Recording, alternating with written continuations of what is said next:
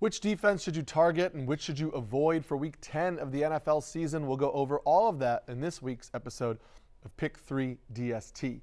As a reminder, these are not my full weekly DST rankings. If you want to check those out, you can click the link below, which will take you to the article that I'll update as the week goes on when we get weather updates and injury concerns and things of that nature.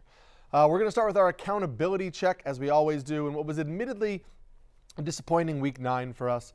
Our sleeper defense, the Lions, delivered with 9 points in a showdown against the Packers. But our solid defense, the Saints, dropped the ball in an outright loss to the Panthers and scored just 3 points. And our stud defense, the Commanders, scored just 5 points against the Giants. Plus the defense that we faded as a top 10 option, the Ravens, scored 10 points and did finish inside of the top 10. We did much better in our overall top 10 rankings, so this is just another reminder to click that link to get the full rankings as the week goes on and we change things around, but we'll hope to improve things for the video in Week 10. My sleeper defense for Week 10 is the Los Angeles Rams. Consensus has them down at 16th, but they are my 6th ranked defense on the week. The Rams have been tremendous of late, averaging 15 fantasy points per game over the last month. A lot of that has to do with a revamped defensive line that has really improved the performance of late, led by Jared Verse, the rookie who is 6th in the NFL in total pressures right now.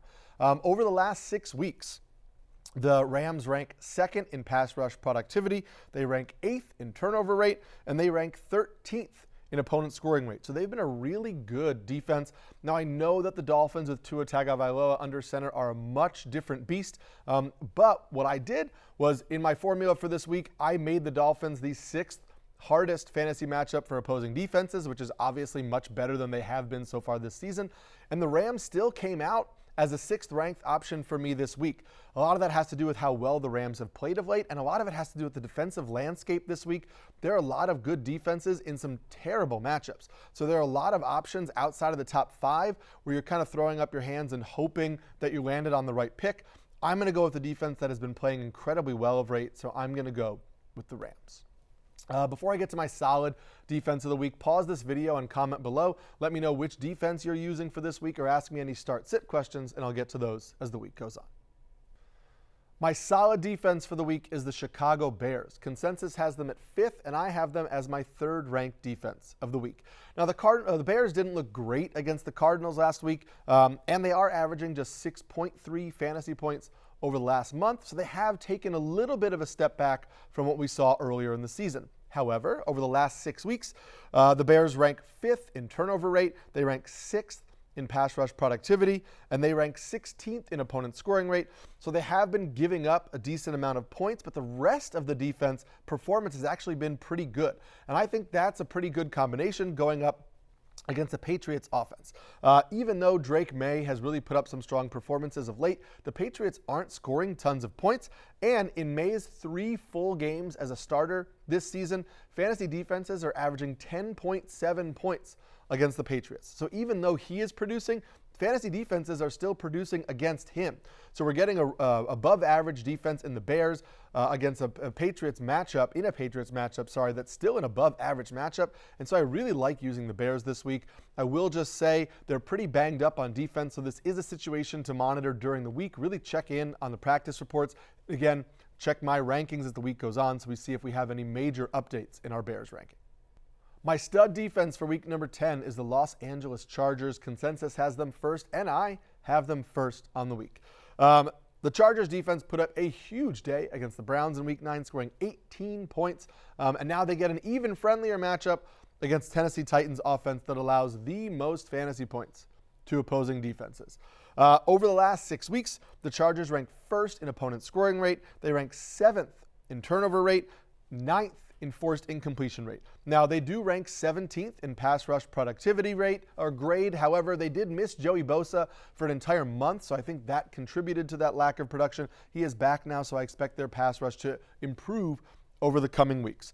You really can't get a better matchup than this. It doesn't matter to me if the Titans are throwing Mason Rudolph or throwing Will Levis under center.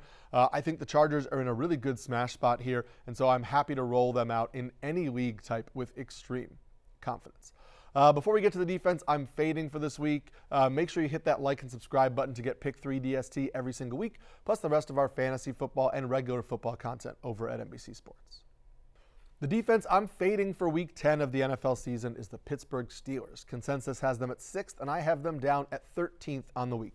Now, obviously at 13th, there's still a play in deeper formats and even a fringe play in 12-team leagues, so this is not an outright stay away for the Steelers. This is just me suggesting that I really don't like this matchup for them, and I have some questions about them as a top 10 defense this week. I know they are coming off the bye, but over the last 6 weeks, the Steelers rank 3rd in turnover rate and 8th in opponent scoring rate. However, they are 15th in explosive play rate allowed and 23rd in pass rush production. They're going up now against the Jaden Daniels-led Washington Commanders offense that gives up the 2nd fewest fantasy points per game to opposing defenses at just 2 points per game. That's 2 points per game allowed against the Commanders.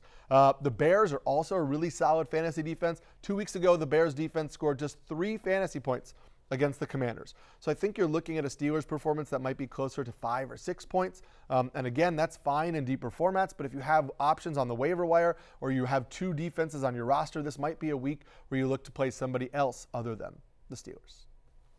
That's going to do it for this week of Pick 3 DST. As a reminder, click the link below to get my full weekly DST rankings and check those out as the week goes on. Hit like and subscribe to get this video and all the rest of our football content over at NBC Sports.